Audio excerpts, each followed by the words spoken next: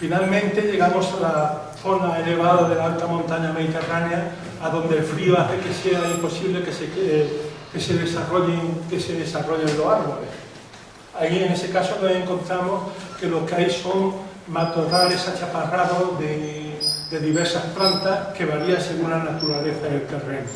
Aquí podemos ver una foto de la Sierra del Dininguete, la Serranía de Cuenca, donde vemos aquí a un último Pinus silvestris que se ha quedado aquí y ya no puede subir más, y abajo pinares extensos de pino silvestre y pino salgareño. Aquí tenemos los dos tipos de formaciones que hay en este tipo de montañas. Sabinares rastrero en el rincón de Palacio. Fijaros qué curiosa esta sabina, que tiene la estructura de un corro de brujas. Comenzó aquí en el centro y ha ido muriendo por la parte central y se está extendiendo en forma de círculo. Y en los terrenos silíceos tenemos piornales como estos de la Sierra de los Filables, donde hay cojín de pastor y donde hay esta leguminosa peculiar que es la Phytis balance. Aquí tenemos otros ejemplos de nebrales rastreros o piernales en el puerto del Pico y la Sierra de Candelario en Salamanca, con dos de los elementos típicos, el Phytis balance y el Juniperus común y su especie nana, que es el enebro rastrero que llega, se extiende desde Siberia hasta la alta montaña de la península ibérica. De hecho, su nombre como planta en el rango de especie Juniperus singularis. Llegamos a la vegetación de origen tropical, en sitios donde ya no son posibles los bosques, como en el sudeste de la península ibérica. Ahí tenemos estos palmitares, que son plantas que pueden vivir varios siglos y que son tremendamente antiguas. Aquí podemos ver la filogeografía del palmito y sus rutas migratorias y nos encontramos que tiene una distribución donde coinciden las poblaciones del este de la península con las de Cerdeña y sin embargo son distintas de las del sudoeste de la península. Eso se explica por la imagen, la distribución de piedras que podéis ver aquí en la época de finales del Oligoceno y principios del Mioceno. Si no, sería muy difícil interpretar y aceptar, explicar esta distribución. Otra vegetación de origen tropical es la del tamujo. Los tamujales de Fueguea tintora, género Fueguea, un género repartido por grandes extensas zonas tropicales, subtropicales y templado-cálidas, y esta especie es una especie endémica de la península ibérica, que está situada en el cuadrante sudoccidental y que se utiliza solo para fabricar escobas. El nombre que tiene de tintoria se debe a un lapsus de Linneo, que cuando describió esta especie de un libro que publicó de su discípulo Leffling, él no conocía la planta, se fue a consultar la referencia bibliográfica que daba Leffling, y en esa referencia bibliográfica, un libro de Crucio, en la página izquierda se hablaba del tamujo y en la página de la derecha se hablaba del espino de tinte, de la Rhamnus tintoria. Y Linneo pues se distrajo, lo llamaron pagenado, vete a saber qué, el caso que se trabucó y le puso el epíteto de tintoria. Pero esta planta jamás se utilizó para técnicas. Tenemos restos de vegetación neuroide también en la región mediterránea, como el Arbutus unedo, que está emparentado con, existe también en la región macaronésica de Islas Canarias, el loro, el acebo, el laurel. El laurel, curiosamente, los estudios recientes de filogeografía demuestran que es un pariente más próximo del laurel canario que del laurel del Laurum nobilis de la región mediterránea occidental. Eso implica a la fuerza incluir el laurel canario en el Laurum nobilis, porque no es posible admitir que una planta tenga sus parientes más próximos fuera de otra especie diferente, ¿no? El hojaranzo es otro de las plantas relictas que ha pasado de ser en la península ibérica un pequeño corderito a ser un tigre de Bengala en la isla británica, en Irlanda, de forma que allí le llama Achille of the Countryside, porque elimina totalmente la vegetación y la fauna autóctona.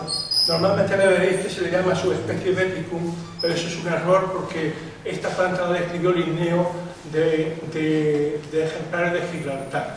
Por tanto, si hay dos especies, que parece que no la hay, puesto que la única forma de averiguar de dónde procedían las poblaciones de Irlanda e Inglaterra, que curiosamente procedían de España en parte y sobre todo y en parte de Portugal, ha sido hacer extensos estudios de secuenciación de ADN.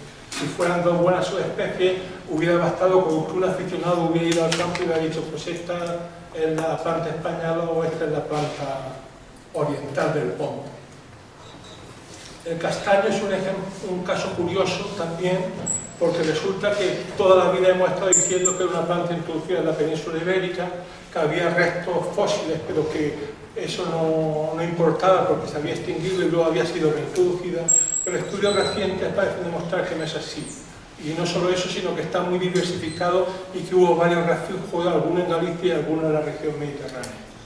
Este es el castañal de Cenicientos, donde la planta parece efectivamente un bosque natural y donde en la época, a principios de este mes, cuando estaba rebrotando el castaño y el quejigo y estaba en flor los cerezos, pues aprovechaban para florecer plantas muy interesantes que hay allí, como esta Genista falcata.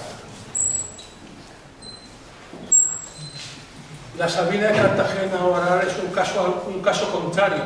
Toda la vida la hemos dado por el árbol más raro, más singular y más autóctono de la península, y ahora parece haberse demostrado que los atajeros, los fenicios o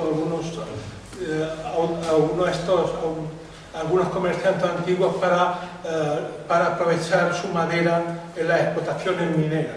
No en vano, el único sitio donde se conserva es un cerro que se tenía explotación minera desde la época de los fenicios al lado de Cartago Nova. Finalmente llegamos al sudeste de la península ibérica, donde no son posibles por motivos del clima los árboles. Ahí nos encontramos las formaciones de Arco, Sisyphus lotus, con árboles, es una vegetación que es una planta tan especializada que tiene una espina para pincharte cuando metes la forma, que es de lo más efectivo que uno puede encontrar jamás, y allí se refugian incluso plantas venenosas para que no se las coma el ganado, ¿no? La adaptación al pastoreo de la región mediterránea es extraordinaria. Yo hice, con motivo de una charla en una reunión de pastos, un estudio de un matorral de la Sierra de la Milla, con la sorpresa de que de 46 especies que analicé, solamente dos, la albaida, Antibicis y la sálsola vermiculata, esta última, probablemente por falta de datos, eran las únicas que se podía comer libremente el ganado. El resto tenía hasta 2 y 3 adaptaciones para que no se las comieran. Por ejemplo, el rascamoño, la Leonea arborescens, es espinosa, es venenosa y tiene un sabor absolutamente desagradable. Eso hace que la planta lo más que puede hacer sea mordisquear una ramita e irse a la planta siguiente, porque de cada una puede comer muy poco, ¿no? Esta adaptación del pastoreo no se debe al hombre y a sus cabras y ovejas como habitualmente se cree, sino que se debe a que durante gran parte del Pleistoceno se mantuvieron en España gran cantidad de antiguos herbívoros. Eso hace también que la vegetación no fuera tan densa, porque ocurre igual que en muchas zonas de África, donde los elefantes hacen que no se pueda llegar a cubrir totalmente de bosque el terreno. Finalmente tenemos ya para acabar el desierto de Almería, que es la zona donde llueve menos, que es discutible que sea de un desierto, y donde viene nominada por este Euphorborium bourgiano. Aquí podemos ver esta planta de la familia de las crucíferas que define este tipo de vegetación. Y tenemos situaciones y perspectivas de cara al futuro. La vegetación de la península ibérica, como podemos ver aquí, entre 1990 y 2015 se ha recuperado notablemente en cuanto a arbolado, debido fundamentalmente al abandono de la corta de árboles para utilizarlos como leña y como combustible en las cocinas. Y tenemos aquí los planes que ha hecho el Plan Nacional de Adaptación al Cambio Climático, de la Oficina Española del Cambio Climático, sobre las posibilidades de perspectiva de cara al futuro de la desertificación en España.